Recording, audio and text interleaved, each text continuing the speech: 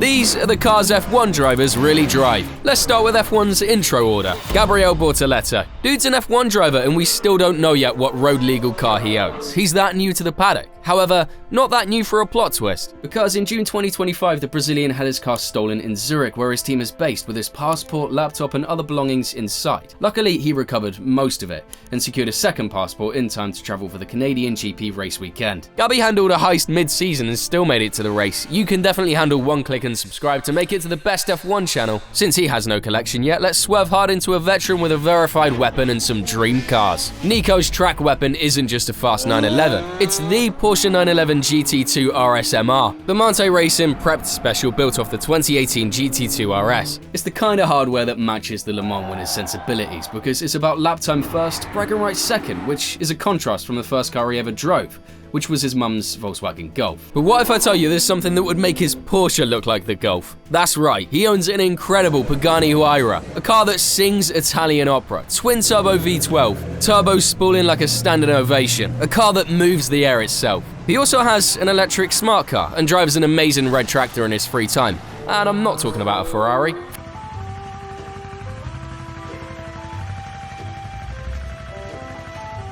From a pretty neat collection to a driver who splits his miles between comfy and savage, Albon keeps his road life neatly split. One for family duty, one for lap time homework. He allegedly daily drives a Mercedes-AMG G63, the current gen brick from 2018 to present, and he said he uses it as the practical family hauler. The vibe is upright, spacious, and unbothered. Trackside, he pointed to the Porsche 911 GT3 RS as the dream tool and said he'd ordered it and was waiting on it. That's the car where aero and damping do the talking. He grew up around classic minis and his early road car was a Mini. Humble roots, tidy inputs. The dual life of his two cars is like his actual life. On the weekends, F1 driver, then golf player. Commuter box Monday, splitter Norin RS Friday. It's one part family, one part fun, and 100% German car enthusiast. So what about his teammate? Chile's road car history is a bit like Hulkenberg's. A Volkswagen Golf, but this time it was gifted from his parents. I have a Golf.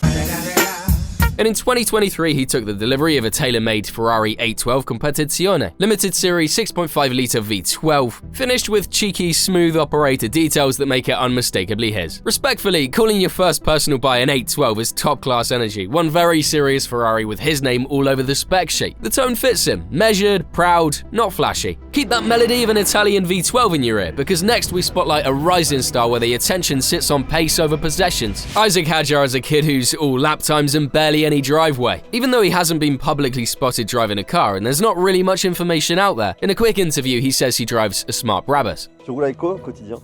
Smart. Ok. Il y a pas Brabus.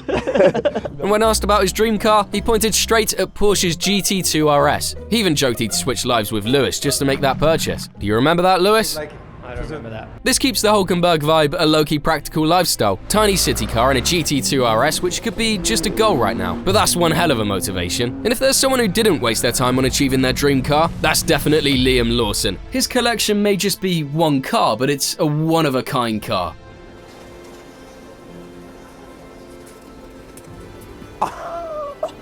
Speechless. Dude.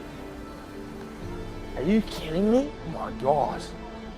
Dude, it's so different. Bro, it looks so sick. A Toyota GR Supra that he's had extensively modified through an Auto ID build, with coverage citing a tuned output around 650 horsepower and making it the clear centerpiece of his garage narrative. However, let's rewind a bit. Before the Supra, the first car that he owned was something very different. A 2000 Subaru Forester that he modified by hand and then donated to charity. He and a mate swapped in a turbo, ECU, exhaust, coilovers, upgraded clutch, intercooler, basically turned a daily into a one-of-a-kind project beast, showing that he's one of the real car enthusiasts remaining on the grid. The best part, he donated it to charity auction, truly showing one side of his personality not many people know. That's the DIY chapter, now with the VIP chapter. Oliver Behrman's sponsor, Thunder Pro, publicly gifted him a Ferrari Roma for his 18th birthday in 2023. The best part, in 2022 he'd failed his first driving test before passing on the second go. Imagine being one of the fastest guys on the planet and still flunking a driving test. That is irony at its finest. Let's move from a gifted prancing horse to a driver who had to grind for his. Esteban Ocon's collection is a little harder to pin down, mostly because it's not a lineup of 50 cars. It's a handful of really striking ones. Let's start with his most recent purchase, a Toyota GR Yaris Sebastian Ogier edition. This one is very special, only 200 units,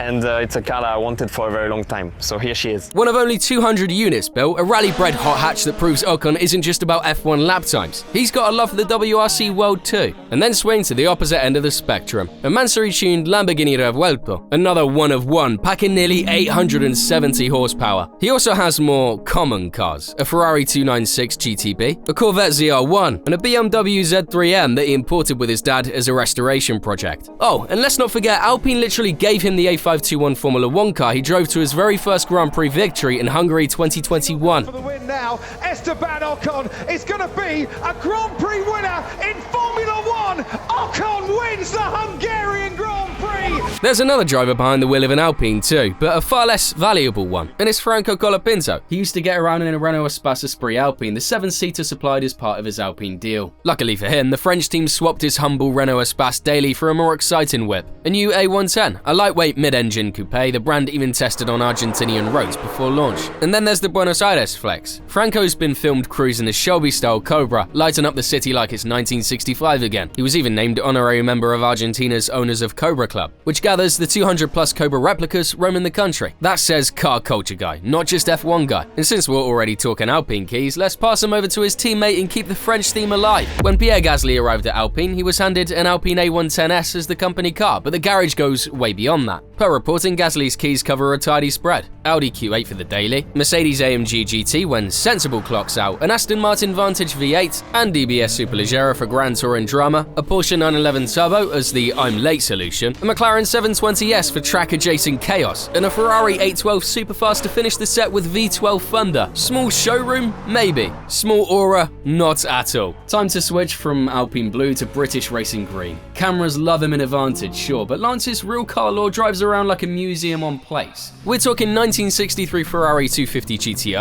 1958 250 Testarossa, 1967 330 P4, a 1996 McLaren F1, and a Ford GT. That's the kind of roll call that makes collectors stare at the ceiling and rethink life choices. Fun fact, his family used to own a Ferrari dealership in Canada. However, this isn't just a rich kid with toys. It's much more. It's like a childhood dream coming full circle. A kid who grew up idolizing Ferrari, joined the Ferrari Driver Academy at 11, and now curates a road-going shrine to the prancing horse. That's heritage meeting horsepower. Stroll's garage looks astonishing, but across the same garage sits a man whose car history isn't about inheritance, it's about obsession. Some drivers collect merch. El Nano helped build the merch. First, the Aston Martin Valiant, an ultra-limited manual gearbox V12 developed with Alonso. Just 38 units, 6-speed manual. It debuted at Goodwood, where the Spaniard drove it himself. And Fernando's portfolio includes more than just one machine. He's lent his name to a couple special editions. The 2012 Ferrari 599 GTB 60 F1 Alonso edition, a limited run of 40 cars marketing 60 years since Ferrari's first F1 win. The end of the 599's run, and Alonso's achievements in red. Would it shock anyone if he owned one of the 40? Not really. Also, the Alpine A110R Fernando Alonso edition capped at 32 units, each tied to one of his 32 GP wins. It landed shortly after he'd announced his move away from Alpine to Aston, so whether he actually has one is murky, but the badge is real. Top to bottom after that, he's been spotted in the Aston Martin Valkyrie around Monaco, F1 tech with number plates basically. His garage also runs deep on halos, a McLaren Elva and a Ferrari LaFerrari, and he's previously had an Enzo as well. Daily life, an Aston Martin DBX shows up in brand content and interviews. Yeah, his garage is legendary, just like him, and just as the next driver's story. Imagine having a beast in the garage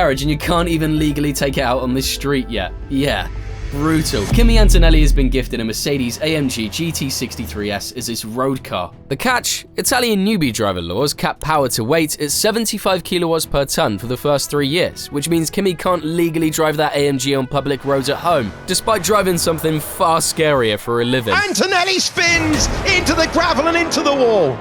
Still, rumors say he registered his license in San Marino rather than Italy. If true, that could sidestep the Italian young driver power limit, since the restriction targets Italian-issued licenses, meaning for road use rules, he might fall under San Marino instead. However, there's a driver with the same suit that doesn't have this problem driving overpowered road cars. The guy who daily drives the science experiment, George Russell. Dude rolls up in the Mercedes AMG 1, and the cameras behave like they've just seen a spaceship. The engine in this beast is a modified version from the 2015 F1 car with 1,000 1,049 wheel horsepower, and the British driver has been seen driving at the tracks and even circulating Monaco in it. And the softer mentions, reports of a 1972 ATSL and an AMG G63 in the mix, and he's often seen driving in an AMG C63S, sometimes his, sometimes part of Mercedes' Arrive in Our Car program at tracks worldwide because, well, marketing. Granted, the one is a theatre on place, and the C63S paddock entrances are a tidy flex on the side. Another driver that knows how to arrive in style is Tsunoda. Yuki doesn't just talk Honda, he shows up in one. Public features have Yuki paired with the Honda Acura NSX on camera, and he said outright that an Integra Type S sits on his personal wish list. On the day-to-day side, he's been linked to a Civic Type R as the sensible but not really daily turbo punch 300-ish horsepower and the perfect late-to-gym excuse. And because I don't want to throw the word owned around without receipts, we'll just stick to what's been shown and said. A Japanese F1 driver with a wish list that still reads VTEC with attitude. It tracks with the personal arc too, a kid who started small, sponsored by Honda, and is selective about what actually lives in the garage. Something that Hamilton might relate to nowadays. Lewis started with a simple second-hand Mini Cooper in 2002 as his first car and an early Mercedes C-Class on loan, to a gallery of exotics that once included the Pagani Zonda 760LH, Ferrari LaFerrari 599 SA Aperta, Mercedes AMG Project 1, G63 6x6, SLS AMG, McLaren F1, McLaren P1, vintage Cobras, classic Mustangs, and luxury cars like Maybachs and high-end Mercedes. And then a 2025 pivot in September when he said he sold his car collection and is more into art now. He also said that if he were to get another, the Ferrari F40 is the only one that still calls to him, but that's a piece of art. In between, you'd see him arrive with his trainer or security more often than driving himself, and every so often he'd show up in an MD Agusta Brutale 800RR LH44, spotted in Monaco and Austria, even lighting the rear tyre for the crowd. And his teammate, Charles Leclerc, is reportedly spotted in his tailor-made Ferrari 488 Pista Spider around Monaco, the 3.9-litre twin-turbo V8 with black paint and his number 16 touches, which, by the way, is the same car he used to follow some thieves after they stole his watch in Italy.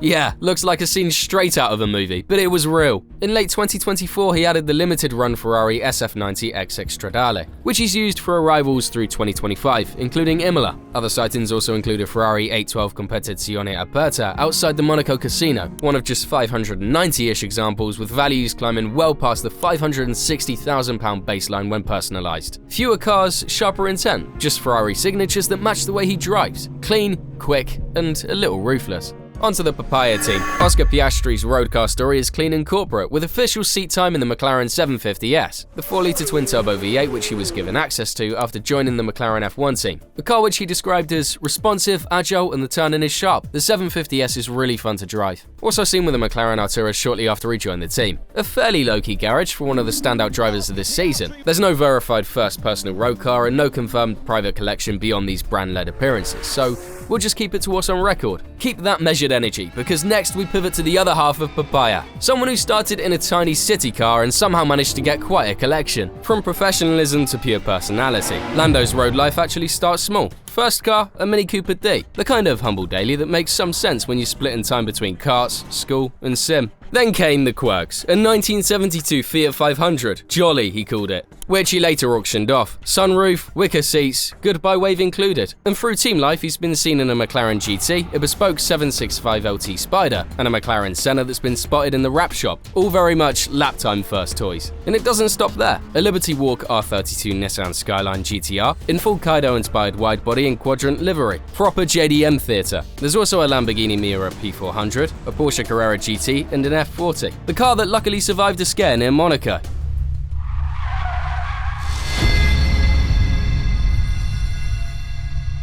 And to top the collection, a Land Rover Defender 90 Resta Mod. Seems like Lando's still building a collection. As he said once, I grew up loving cars. I'm lucky I get to drive them and buy them because I've always dreamed of it. Some drivers flip the helmet switch off when Sunday ends. Max just keeps racing. If he's not leading a Grand Prix, he's jumping into a GT3 car for fun runs or logging hours in sim racing tournaments that blur the line between hobby and obsession. It's not a brand deal hobby, it's genuine. That's why when you look at his personal garage, it isn't just expensive cars. It's a lineup curated by someone who actually cares about performance, feel, and lap time. He was driving F1 cars before he could legally parallel park. Max had to wait until 18 under Dutch law, and that's when the paper finally arrived. His first road car was a Renault Clio RS that he already had at home. Now his headline toy is the Aston Martin Valkyrie, the newly bred spaceship that anchors the garage. He also has a Ferrari Monza SP2, SF90 Stradale, and 488 Pista, Open Air Barchetta, and track lean-in V8, respectively. Track candy continues in Stuttgart trim with a Porsche 911 GT3 RS and 911 GT2 RS. Max has owned both flavors of Widowmaker-leaning 911. Daily-ish duty once came via the Aston Martin DB11 and Aston Martin Vantage, while the humble hero badge goes to the Honda Civic Type R. His personal CTR even went to auction. So the pattern's obvious. In true Max style, lap time first, brand loyalty second. So there you have it, 20 different ways to show personality when the helmet's off. This proves F1 isn't just fast on the weekends, it bleeds into every part of their lives. And if you want to know more about F1 drivers, make sure to watch this one.